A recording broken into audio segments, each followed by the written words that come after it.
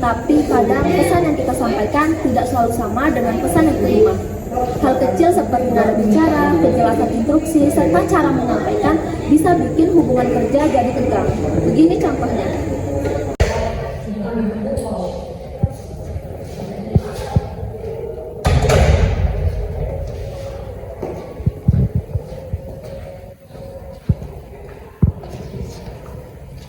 Selamat siang teman-teman semua.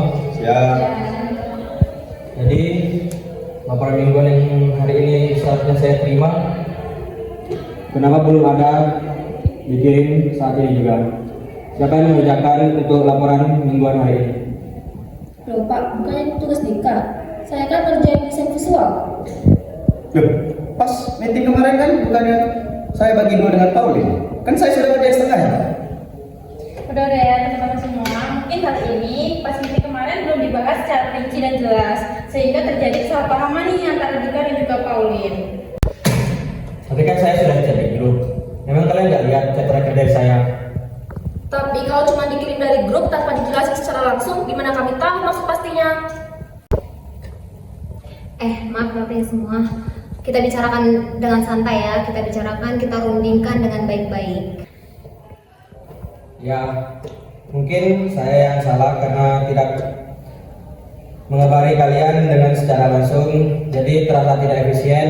Tapi lain kali kalau bisa tugasnya cepat dikerjakan untuk laporan mingguan ini. Coba.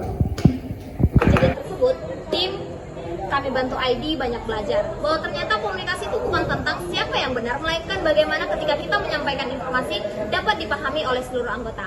Mari kita lihat bagaimana cara mereka menyelesaikan masalah mereka. Oke teman-teman, minggu kemarin sempat ada miskomunikasi di antara kita karena persoalan yang belum selesai itu, yaitu soal laporan minggu kemarin.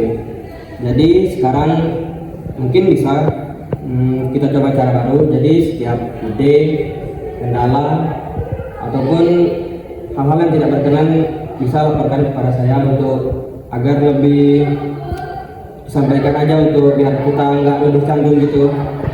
Jadi kita nggak perlu sungkan. Apakah kalian semua setuju?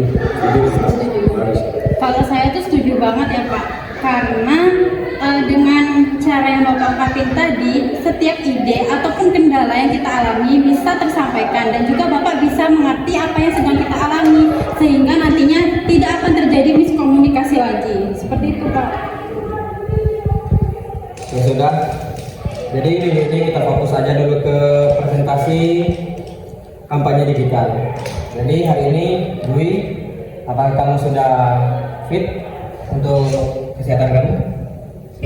Masih kurang fit sih Pak, tapi kalau nggak masalah nanti aku bakalan tetap bantu kok dari rumah. Ya sudah, itu boleh banget. Tapi kamu yang penting kirim-kirim tentang update perusahaan kita. Jadi mungkin bisa kirim ke grup untuk keseharian kamu yang sudah mengerjakan untuk presentasi minggu besok. Siap Pak. Saya bisa bantu bagian presentasi Dwi Pak, biar nggak tertunda. Terima kasih Pauline. Nah, jadi Dika, kamu lanjut desain visual saja. Oke Pak, jadi kebetulan sudah saya siapkan draftnya dan nanti kita bisa review bersama dan saya kirimkan ke grup agar bisa kita review bersama untuk proyek ini. Bagus.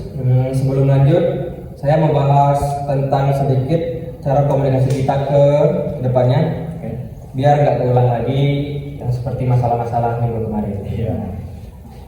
Menurut saya saat terjadi miskomunikasi kemarin tuh kita kurang mengontrol nada bicara kita, sehingga yang awalnya bukan mau marah jadi kedengarannya tuh nggak enak karena nadanya tuh kurang baik gitu, jadi kedengarannya tuh sakit pastikan dan kurang enak. Dengar. Iya. Kadang aku juga sadar mama terlalu terburu-buru, apalagi kalau lagi stres. Menurut saya itu hal yang manusiawi kok.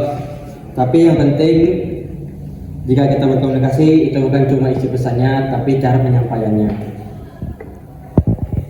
Nah, iya. Jadi kalau ada apa-apa itu kita tuh langsung saja mengeluarkan apa yang ada di isi kepala kita. Jadi jangan menganggap bahwa rekan kerja kita itu bisa menebak apa yang kita pikirkan. Menurut saya kita itu harus mengeluarkan unek-unek kita. Tidak apa-apa, mungkin terlihat kasar, tapi daripada kita berpikir lebih jauh, tentang apa yang akan terjadi.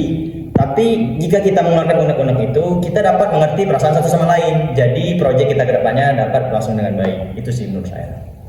Terus juga apalagi kalau kita punya kendala pribadi, urusan masalah pribadi, kita itu harus ngomong ke sama-sama biar kita bisa pecahin masalahnya, biar kalau misalnya ada masalah bisa saling bantu. Gitu sih. Nah, saya juga mau nambahin nih, gimana kalau kita semua tuh saling ngasih feedback yang positif. Misalnya di antara kita sedang mengerjakan sesuatu, tapi menurut kita, salah satu dari kita itu kurang pas. Lebih baik sih menurut saya mengingatkan dengan cara yang baik. Misalnya, oh ternyata kerjaan kamu tuh emang kurang nih, mending ditambahin ini. Jangan langsung mengejudge orang itu, kok kerjaanmu gak jelas ya gitu. Mending kita tuh komunikasikan dengan cara yang baik dan positif. Seperti itu sih. Saya senang sekali melihat perubahan ini. Jadi komunikasi di antara kita sekarang jauh lebih terbuka tanpa adanya suasana yang mencekam mungkin. Jadi kalau suasana kayak gini terus kan mungkin kerjaan kita jadi lebih lancar. Iya Pak, ternyata kalau kita sabar dan dengerin dulu, semua akan selesai tanpa ribut. Betul, dengan seperti itu kita semua jadi saling mengerti, terutama antara Bapak dan kami sebagai karyawan, sehingga kerja tim juga bisa jadi lebih ringan. Aku juga senang banget, meskipun di keadaan aku yang sakit ini, kita satu tim masih tetap kompak dan menyelesaikan pekerjaan kita. Nah, jadi intinya komunikasi itu adalah kunci dari kita itu untuk mengerti satu sama lain. Sebenarnya komunikasi itu bukan hanya di tempat kita kerja ini, tapi komunikasi juga ini membangun rasa kepercayaan kita dalam satu tim ini agar proyek kita ke depannya itu dapat lebih baik dan lebih efisien dan segala macamnya. Well. Dari dua situasi tadi yang sudah kami tampilkan, dapat kami simpulkan bahwa hubungan antara bawahan dan atasan itu bukan hanya tentang kejelasan kata ataupun hal-hal yang kita anggap perlu, tapi sebenarnya dalam komunikasi yang sangat efektif, itu yang diperlukan hanyalah empati, kejelasan, dan kedua belah pihak dapat mengerti satu sama lain. Jadi ya itulah menurut kami bagaimana komunikasi yang efektif, dan kami juga memaparkan tadi contoh miskomunikasi. Jadi dari dua contoh ini kami harap kalian semua dapat mengerti dengan apa yang kami maksud, dan tujuan dari video ini akan tersampaikan dengan baik dan benar. Terima kasih.